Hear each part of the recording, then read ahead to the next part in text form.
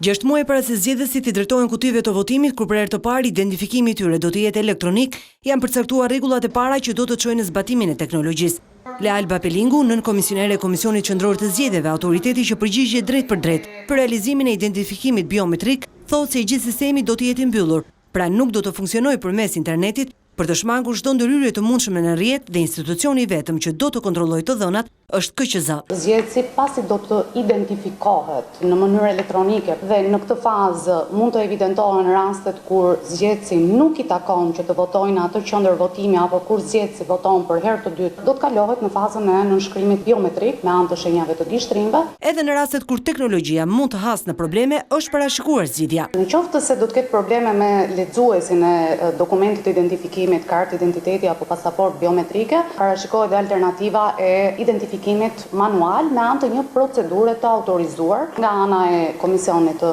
Qendrës Votimit. Me gjithë kohën e kushtëzuar, objektivi deri tani është që çdo kërkesë për përmbushjen e teknologjisë, që nga pajisjet e deri te trajnimi i personave që do ta përdorin atë të jenë gati më e pakta një muaj para 25 prillit. Është koha e nevojshme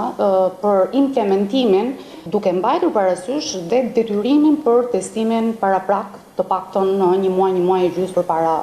ditës së mbajtjes së zgjedhjeve. Pas përcaktimit të rregullave, Komisioni Qendror i Zgjedhjeve pritet të shpallë fondin që do t'i duhet për konkretizimin e tyre. Pasi të kemi identifikimin e vlerës së përhapur të projektit, Komisioni Qendror i Zgjedhjeve i kërkon Këshillit të Ministrave miratimin dhe alokimin e fondeve.